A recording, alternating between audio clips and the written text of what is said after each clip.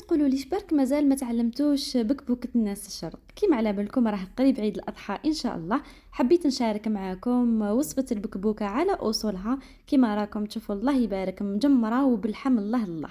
وش رايحين نحتاجو هنا خياتي؟ حبة من البصل تكون كبيرة، رايحين نديرو القليل من الدبشة والقليل من المعدنوس، ونضيفوا لهم فصوص من الثوم. كيما على بالكم الثوم يعطي واحد النكهة روعة روعة في هاد يعني النوال تاع البكبوكه وهاد الحوايج، يعني راح يعطيه بنه روعه البنات، ما نقدروش نستغناو عليه. ونرحيو هاد المكونات البنات حتى يترحاو معانا مليح مليح يا البنات. من بعد نحتاجو نجيبو الكوكوط ديالنا، يعني اللي طيبي فيها الكوكوط تكون طيبه مليح، وراح نحطو الخليط ديالنا. نحتاجو تاني قطع من اللحم يكونوا يعني مارس، يكونوا ملاح البنات، يكونوا مهبرين. كيما على بالكم يعني لحم الغنمي راح يعطي نكهه روعه في النوال، اي نوال ديروه يعني راح تجي بنه عظيمه البنات. على بالكم يا البنات هاد البكبوكه جينيرالمون نديروها حنا في الاعراس، يعني يديروها في الحنه تاع الولد كامل، يعني نديرو البكبوكه طبق البكبوكه هذا. البنات تقون يعني اللي ماشي مجربها وما يعرفهاش كامل جربوا هاد الوصفه، يعني في عيد الاضحى ان شاء الله راح تجيكم روعه يا البنات، جربوها على ضمانتي. كما قلت لكم بعد ما حطينا الخليط ديالنا ودرنا له الزيت كامل، تخيروا قطع من اللحم، يعني صا ديبون على حساب العائله ديالكم، على حساب لا كوكوط ديالكم تاني، يعني لازم تكون كبيره لا حبيتوا ديروا قطع بزاف تاع اللحم. وهنا خياتي نروحوا للدواره ديالنا، للكرشه ديالنا. الكرشه والريه كنت ديجا قطعتهم وغسلتهم مليح كما راكم تشوفوا، نقيتهم الله الله.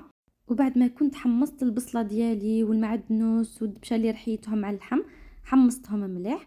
من بعد نجوز نضيف هذيك الدواره والغنوق اللي كنت ديجا قطعتهم نحطهم تاني معاهم. من الاحسن البنات ديروا الغرنوق كامل وديروا الكرشه كامل، سيرتو لا كنتو في عائله كبيره، يعني باش تجيكم كميه الله الله، ويعني تاكلوا وتشبعوا منها. كيما على بالكم يعني البكبوكه ما تنشبعش قد ما تاكلي قد ما تقولي نزيد ونزيد ونزيد.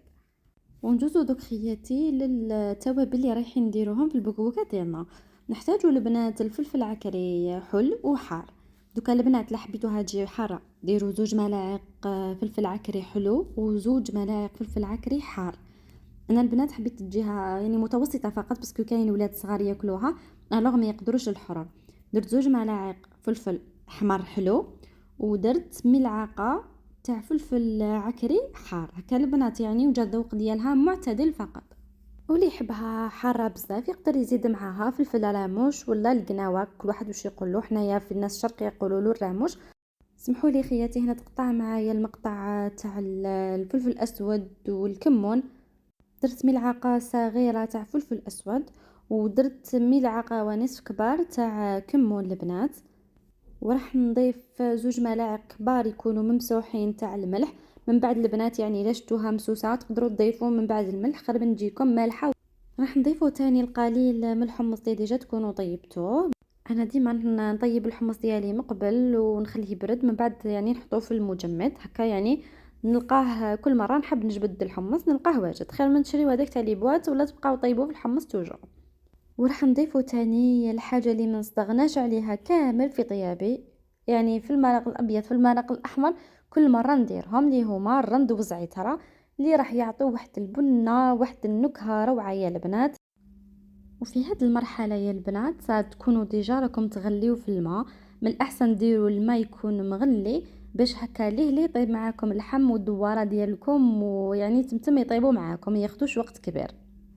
بالنسبه لكميه الماء راح ديروا حتى يعني تغطى هذاك الخليط ديالكم، يتغطى اللحم ديالكم ان ميم طون البنات، ما تكثرش بزاف الماء باش ما تجيكمش يعني شورورو هكا خياتي. يعني من الاحسن ديروا القليل باش يعني كي تعقد وتجمر معاكم راح تجي بنينه. نحتاجو هنا خياتي 2 ملاعق من الطماطم المصبره. من بعد خياتي كي تغلي معاكم وكامل نشتوها ناقصه يعني حموره وكامل، راح تضيفوا ملعقه واحده اخرى حتى 2 ملاعق واحد اخرين صديقوا كما قلت لكم على حساب الكميه.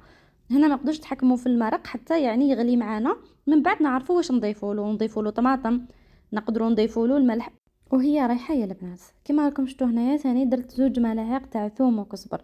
هاد الثوم وكزبر يخدموه ناس الشرق، هذا الثوم والكزبر عجينه كما قلت لكم. ونخليو الكوكوط ديالنا تغلي حتى يطيب معانا، وتغلي مليح. من بعد قلت لكم ضيفوا لها واش بغيتوا، وهذا هو شكلها الاخير بعد ما تجمرت معايا وكانت واجده. ان شاء الله نكون شهيتكم بالجنه. ما تنساوش تجربوها خياتي.